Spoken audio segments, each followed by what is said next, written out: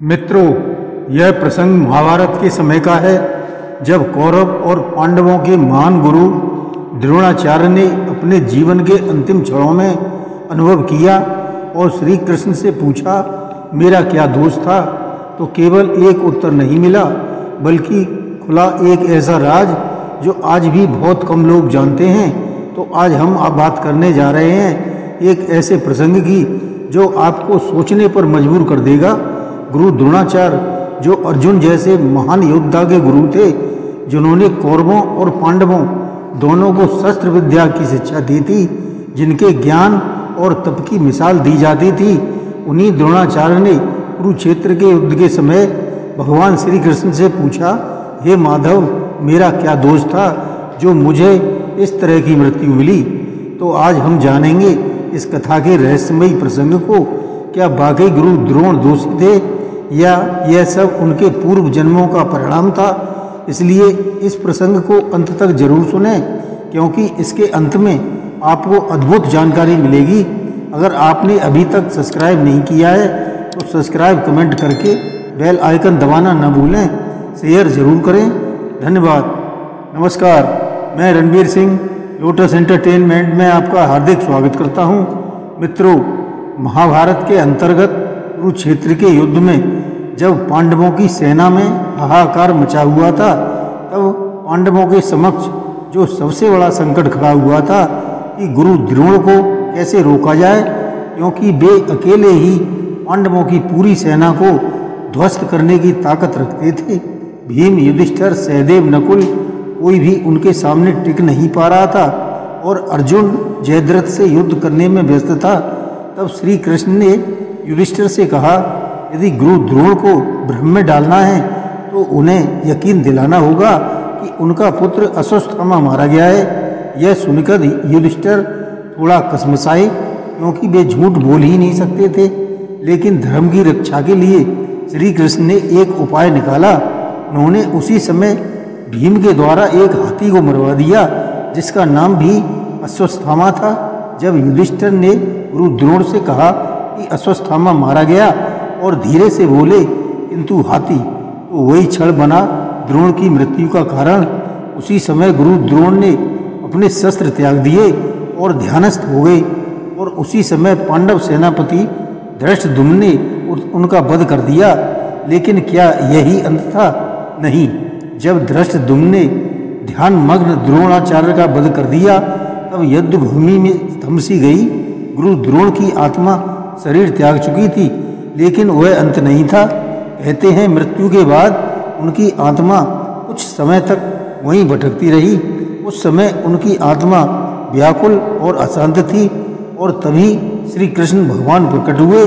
तब द्रोणाचार्य की आत्मा ने श्री कृष्ण को देखा और एक करुण स्वर में पूछा, हे माधव, मैंने क्या अपराध किया था? मैंने तो सदैव धर्म की सेवा की है और राजा को निष्ठा से ज्ञान दिया है, शिष्यों को बिना पक्षपात के न्यायपूर्वक शिक्षा दी है। फिर मुझे ऐसा अंत क्यों मिला? क्या यही था मेरे जीवन का पुरस्कार? श्री कृष्ण शांत थे, लेकिन उनकी आंखों में करुणा थी। उन्होंने कहा, हे गुरुदेव, हर कर्म का एक बीज होता है और बीज एक ना एक दिन फल अवश्य देता है। जब गुरु द्रोण ने श्री कृष्ण से पूछा, मेरा दोष क्या था? मैंने तो जीवन भर धर्म का पालन किया है, हमेशा राजा का साथ दिया, शिष्यों को योग्य बनाया, फिर भी मुझे ऐसी मृत्यु क्यों मिली? फिर श्री कृष्ण जी ने बड़े शांत स्वर में उत्तर दिया। वे बोले, हे गुरुदेव, आपने धर्म का पालन तो किया, लेकिन क्या वह सच्चा न्याय था? तब गुरु द्रोण ने हैरानी से पूछा, आपका संकेत किस बात की ओर है? श्री कृष्ण बोले, जब आपने अर्जुन को ब्रह्मास्त्र सिखाया तो द्रोणाचार्य थे, लेकिन जब एकलव्य ने बिना आपसे सीखे सिर्फ मूर्ति से ही आपसे विद्या लेकर अर्जुन से आगे निकलने की कोशिश की, तब आपने उसका अंगूठा मांग लिया था। क्या यह न्याय था? फिर युद्ध भूमि में आपने शिष्य अर्जुन के सबसे बड़े शत्रु कौरवों के साथ खड़े होकर युद्ध किया, जबकि आपके भीतर आप जानते थे कि अधर्म किस ओर है। आपका दोष यही था कि आपने धर्म को ज्ञान से अलग कर दिया और नीति को पक्षपात से जोड़ दिया। यह सुनकर गुरु द्रोण मौन हो गए, क्योंकि अब सवाल नहीं बचे थे, केवल उत्तर गूंज रहे थे। गुरु द्रोण स्तब्ध थे, उनकी आंखों में क्षोभ और पीड़ा का मिश्रण था। उन्होंने धीमे स्वर में श्री कृष्ण से कहा, क्या यह एक गुरु का अपराध था कि वह अपने राजा और कर्तव्य के प्रति निष्ठावान रहा? श्री कृष्ण ने उत्तर दिया, निष्ठावान तब तक धर्म है जब तक वह सत्य और न्याय के साथ खड़ा है। जब राजा अधर्म करे, जब सत्य अन्याय करे, उस समय गुरु आंखें मूंद ले तो वह ज्ञान का संहार करता है। श्री कृष्ण बोले, हे गुरुदेव, आपके हाथों में था अर्जुन जैसा धनुर्धर, लेकिन आपके शब्दों में निष्पक्षता नहीं थी। आपने युद्ध भूमि में अधर्म के पक्ष को देखा पर उसे कभी रोका नहीं। आप जानते थे कि दुर्योधन गलत है, फिर भी उसके रथ पर खड़े रहे। धर्म केवल अस्त्र नहीं चाहता, वह विवेक और साहस भी मांगता है, और जहाँ विवेक मौन हो जाए वहाँ युद्ध में गुरु भी पराजित हो जाता है, चाहे वह शस्त्रधारी हो या नहीं।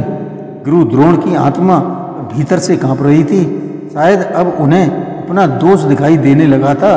श्री कृष्ण ने गुरु द्रोण की ओर देखा और बहुत ही शांत भाव से कहा, गुरुदेव, आपने जीवन भर धर्म सिखाया, लेकिन अंत में मोह में फंस गए और यही आपका सबसे बड़ा दोष बन गया। गुरु द्रोण बोले, कौन सा मोह केशव? तब श्री कृष्ण ने बताया, अश्वत्थामा का मोह, अपने पुत्र का मोह। आपने उसे पुत्र के लिए वह सब किया जो एक पिता करता है, लेकिन गुरु होने के नाते जो धर्म आपके हाथ में था उसे छोड़ दिया। आपको जब राजा द्रुपद का अपमान कराना पड़ा तब भी आप चुप रहे। जब कौरवों ने धर्म के विपरीत कार्य किए आप सब कुछ देखते रहे, क्योंकि आपको अपने पुत्र का भविष्य सुरक्षित चाहिए था। गुरुदेव, मोह में व्यक्ति स्वयं को नहीं देख पाता, और यही मोह जब शस्त्रधारी गुरु को घेरे तो वो ज्ञान से नहीं स्वार्थ से निर्णय लेने लगता है। आपने देखा कि अधर्म बढ़ रहा है, फिर भी उसे रोका नहीं। क्यों? क्योंकि दुर्योधन ने आपके पुत्र को सेनापति बनाया था, क्योंकि आपको लगता था अश्वत्थामा को सामर्थ्य और स्थान तभी मिलेगा। बस यही मोह आपको धर्म से दूर ले गया।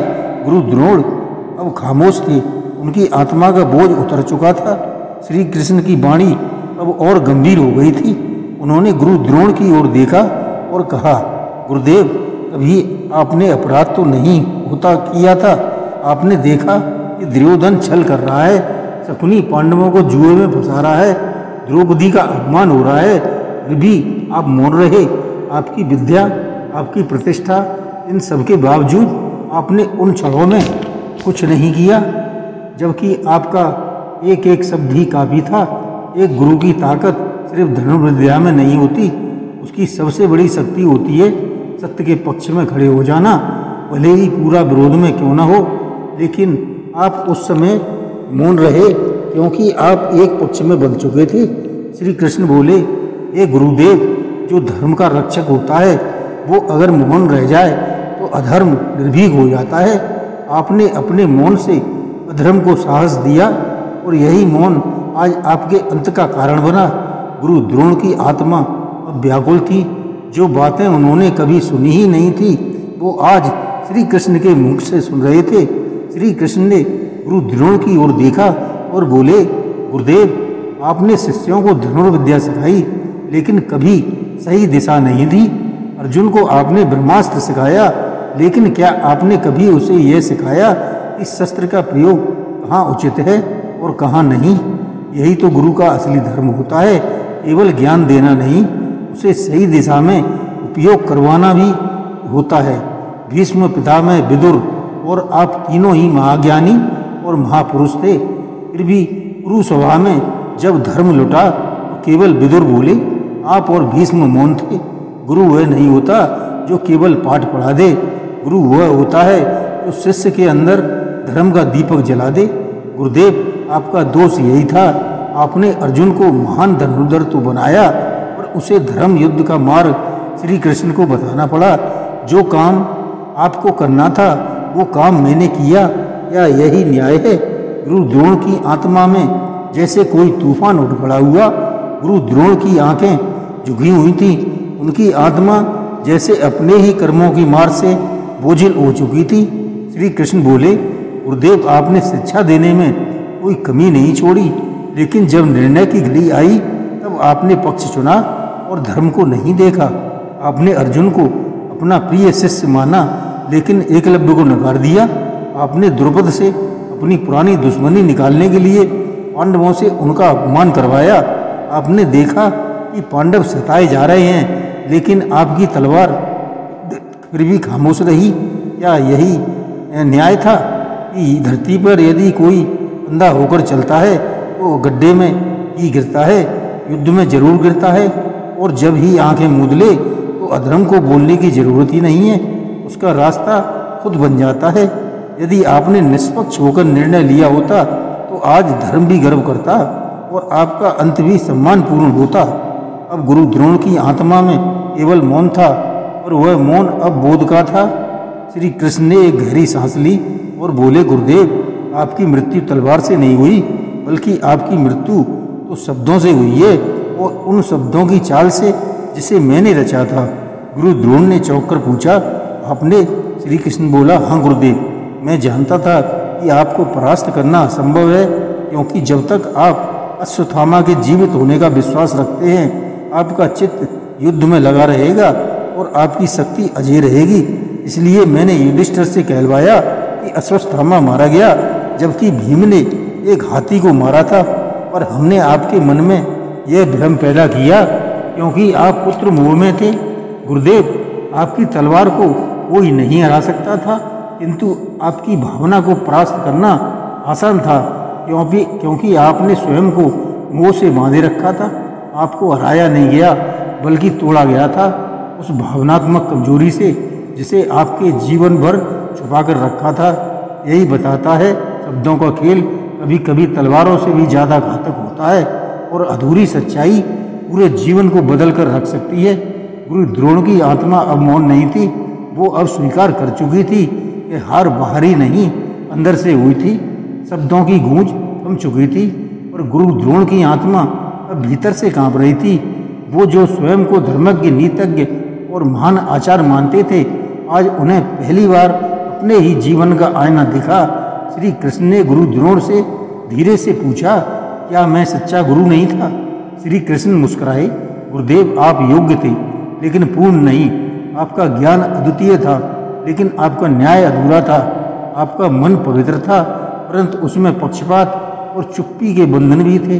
गुरु वही होता है जो न केवल शस्त्र चलाना सिखाए, बल्कि शिष्य के विवेक को जागृत करे, चाहे वो अर्जुन हो या एकलव्य। आपने अर्जुन को महान योद्धा बनाया, लेकिन युद्ध से पहले धर्म का अर्थ मैं समझा रहा हूँ, क्योंकि आपने उसे केवल विजय सिखाई, विवेक नहीं। गुरुदेव, मृत्यु को हार नहीं होती, और अगर अंत से पहले बोध न हो तो जीवन व्यर्थ हो जाता है। परंतु आप भाग्यशाली हैं, क्योंकि आज आपको आत्मबोध प्राप्त हुआ है। गुरु द्रोण की आत्मा अब शांत हो चुकी थी, वो अब मुक्त हो रहे थे, क्योंकि उन्होंने सत्य को स्वीकार कर लिया था। गुरु द्रोण, जिनका नाम इतिहास में एक महान आचार्य के रूप में लिया जाता है, आज उनकी आत्मा ने स्वीकार किया कि केवल ज्ञान महानता की गारंटी नहीं है। ज्ञान अगर धर्म से कट जाए तो वो अंधा हो जाता है, और अंधा ज्ञान विनाश लाता है। श्री कृष्ण ने जो कहा वो केवल गुरु द्रोण के लिए था, वो हर उस इंसान के लिए था जो सही और गलत के बीच चुप रहता है, जो मोह में फंसकर सच्चाई से मुंह मोड़ लेता है। गुरु द्रोण की मृत्यु कोई सहयोग नहीं थी, वो परिणाम था एक उस क्षण का जब उन्होंने धर्म के विरुद्ध आंखें मूंद ली थी, जब उन्होंने केवल अपना पक्ष देखा, जब उन्होंने न्याय की जगह नीति के साथ समझौता किया, और अंततः शब्दों ने उन्हें तोड़ा, झूठ की आधी सच्चाई ने उन्हें मारा, और एक महान गुरु इतिहास में एक दुखांत कथा बन गया। तो मित्रों, आपने इस कहानी से क्या सीखा? क्या आप भी हम इस धर्म के नाम पर पक्षपात तो नहीं करते? क्या हम भी चुप रहकर धर्म को मजबूत तो नहीं करते? अगर क्या मानना है, क्या गुरु द्रोण दोषी थे या परिस्थितियों के शिकार थे? कमेंट के माध्यम से जरूर बताएं। जय श्री कृष्ण।